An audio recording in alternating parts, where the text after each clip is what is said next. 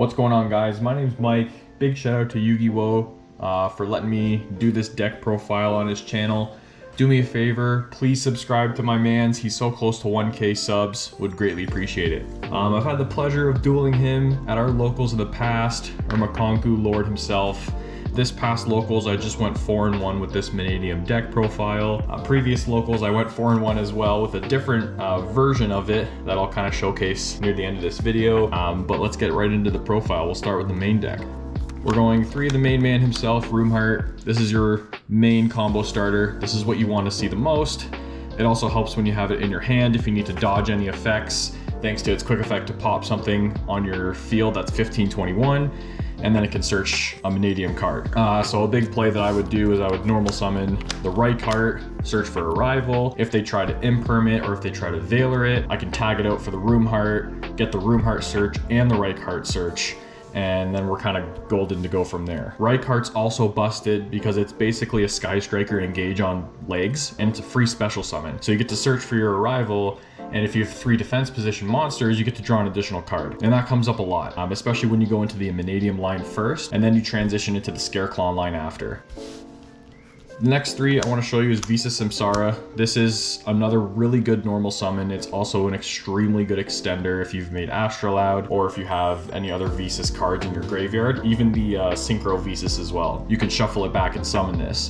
The only caveat is that you gain 400 for each Visas card you special, or you've shuffled back by specialing this, which means it's not a 15-21 anymore. So if this is your only card, and let's say you need to get a Meek out or something like that, it's a little bit tougher, but still an extremely good card. It's a level 4 tuner. It also acts as a non-tuner, which is really important. Comes up a whole lot. The next line is the 2 Visa Starfrost. This is the bread and butter of the deck. You don't need to play 1, and you definitely don't need to play 3. I think 2 is the correct number here. Obviously very important for popping monsters on the field, getting your Meek plays going, getting into Astrolaud, very important. And speaking of Meek, obviously 3 of those. Do not play the other 3 balls, or the other versions of the balls. This is the best one. This is the only one you should be running, and you need to max out on them because they come up a lot to summon them out from the deck in the graveyard. Playing the 3 Fenrirs with the Scare Cash, this is just feels like a mandatory. Kashtira Fenrir is such a good going first card. It's an even better going second card. It's a half card starter to get you into Scareclaw Kashtira, which can be linked off for the Lightheart. This card alone also just outs so many things on its own because it negates when a Kashtira or a Scareclaw battles any other monster. Outs the big cat, outs things that are walls on the other side of the field. Very important package to have. And that rounds out the monsters. We're gonna go with all the spells. 3 Calarium. Post side, I usually cut one of these just to help play around Droll a little bit better, but you kind of want to see this sometime in your combo. Opening it's not bad, but searching it's a lot better. You want to search it with Obsession, or you want to search it later in the combo once you've gone through the Scareclaw line with Visa Samurtara. Playing 2 Reichphobia for the other Scareclaw field spell, 1 Pressured Planet and 1 Primeval Planet. The planets are really important. All of them search Visas except for Pressured Planet, which is really important. If you've already gone into your Peaceful Planet line or your Reichphobia line and you need to search for a Visas, you can make Amritara, which is definitely super simple to make in this deck. Search for the Pillar Rhino, activate the Pillar Rhino to search your Starfrost, and kind of go from there. Now we're playing 2 Obsidian, 1 Imaginings. These cards Obsidian of course comes up a lot. The summon from Obsidian comes up a lot because it's one of the most important effects in the deck to help you extend. And the Imaginings second effect came up for me quite a bit when I had Roomheart on field with a Reichard on field and I needed to make an 8. You can banish the Imaginings to make 1 a tuner, which is important. Really helped extend, really helped get through and push to some of these games. And Obsidian is Obsidian. It's a really good card. I would usually side out 1 going second because it is searchable. 2 Arrival. If you're playing the right cards, you want to play 2 field spells, 2 Arrivals, 2 Lighthearts. It helps follow up, it helps grind you through. A lot of the effects aren't once per turn, like Lightheart's not once per turn, Arrival's not once per turn. So you kind of want to max out on some of that value. For the utility spells, we're playing a Rhoda called by into terraforming. We were on some Droll hate today. You'll see a little bit more on the side deck, but Droll's really the only killer of this deck. I pushed through so many things, so many boards. Basically didn't win a single dice roll up until the last game. So I was going second the whole time. This deck inherently alone can help push you through so much, but once you get Droll, it's a lot harder. There are some lines where you can end on like Baron SP through Droll, but that sometimes isn't enough. You want a little bit of util, and if you see it, you're more than happy to see it in your starting hand than not. For the breaking spells, we're gonna play 3 droplets here, 3 talents, and 2 econs. All of these cards came up so importantly in my locals matches. Econ didn't come up as much because I didn't see as much as I was hoping to. The droplets won me matches on their own, and the talents helped force out negates, helped force out other cards that were set, and basically just helped me get into my main combos, helped me break boards. I would not change a single thing about this lineup here. Maybe add a 3rd econ because I do run 1 reframing. This came up exactly 1 time yesterday, unfortunately, because I only won 1 dice roll, and most of the time when I was setting it, my opponent was scooping anyways because my board was already good enough. This obviously helps out your Dark Rulers and some other cards that you don't want to waste maybe your Baron Negate or your Dispat or Shuffle back on. I would consider maybe even siding this card or getting new dice. Let's go into the extra deck now. The 2 most important cards here are Lightheart, obviously. Lightheart gets you into so many combos. You can link it off really easily, and a lot of scenarios came up where I summoned it back because I had a Visas on the field and then re-linked it off for a Lightheart to get the search again if they had, let's say, negated my initial field spell. Definitely one of the MVPs of the extra deck right here alone. Cross Sheep, SP, and Dark for the link 2s. All mandatory. Cross Sheep is busted because when you summon Ashaloud, you have usually a Baron Ashaloud summoned to the zone, so everything's up to 700. You get your Meek back, or you get your Samsara back. You can make a 12 and Crimson to go into Dissipator. Super busted. SP is just busted on its own, and Dark is just inherently insane. Came up a few times. Came up in a match, not in locals, where I took my opponent's Dragoon from the graveyard, and that was just a good time.